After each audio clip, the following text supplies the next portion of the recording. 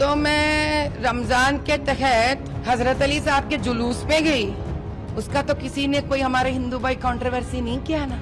हम 100% कॉन्फिडेंट है, अगर जिन जिन गड़बड़ों के वजह से अगर इधर उधर होता है तो हम कोर्ट तक जाकर फिर से हल निकाल के रहेंगे, लेकिन इसी साल हैदराबाद हमारा होकर रहेगा। क्या है असद का दर्द, तकलीफ मुझे समझ में नहीं आता। खुद के मुसलमानों को, खुद के कौम के लोग यहाँ बढ़ नहीं रहे हैं, पढ़ाई नहीं हो रही है, नौकरियां नहीं है लोगों को, लड़के यहाँ दल दल में हैं, इनके बारे में सोचना नहीं होता आपको। बार बार आप रोहिंग्यों के बारे में बात करते हो, पाकिस्तान से टेररिस्ट के बारे में बात करते हो, मुगलों के बारे में बात करते हो। जाग गया भारत देश। भैया इनका कहने का मतलब है मोदी भाई खटाखट खटाखट खटाखट 400 पार करेंगे और ये लोग फटाफट फटाफट फटाफट यहाँ से निकल जाएंगे। और जो असदुद्दीन ये सारे बात करते रहते हैं ना, मैं कहती हूँ पहले उनके कॉन्स्टिट्यूएंसी जाइए, गली गली मोहल्ला मोहल्ला जाइए, आप खाना खा नहीं पाएंगे। आप वो देखने के बाद 40 साल उनसे राज कर रहे हैं वहां पर, ना कोई मुसलमान खुश है ना कोई हिंदू खुश है वहां पर। पहले भैया खुद का जगह साफ करना सीखो। तो मैं रमजान के तहत हजरत अली साहब के जुलूस पे गई। उसका तो किसी ने कोई हमारे हिंदू भाई कंट्रोवर्सी नहीं किया ना। कितनी कॉन्फिडेंट है? हम 100% कॉन्फिडेंट है, अगर जिन जिन गड़बड़ों के वजह से अगर इधर उधर होता है तो हम कोर्ट तक जाकर फिर से हल निकाल के रहेंगे, लेकिन इसी साल हैदराबाद हमारा होकर रहेगा। 2024 के सरदार वल्लभ भाई पटेल है हमारे अमित भाई।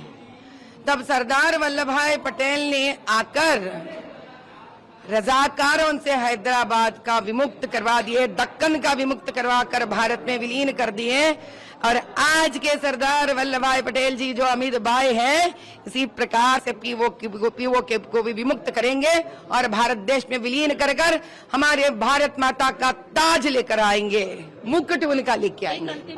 हिंदुत्व लीडर बोल रहे हैं आप, तो किसी न किसी मजहब में तो मुझे जन्म लेना पड़ेगा ना।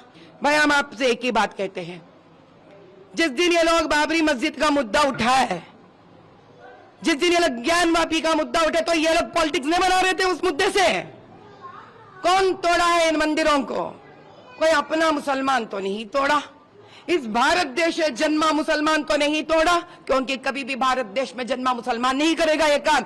ये क्या उस विदेशियों ने, मुगलों ने, आप उनका साथ देते हो। क्या है असद का दर्द, तकलीफ मुझे समझ में नहीं आता।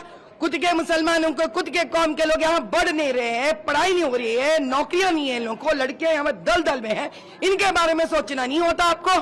बार बार आप रोहिंग्यों के बारे में बात करते हो, पाकिस्तान से टेररिस्ट के बारे में बात करते हो, मुगलों के बारे में बात करते हो। जाग गया भारत देश, जाग गया भारत देश। अब नहीं चलेगा ये सब यहाँ पर।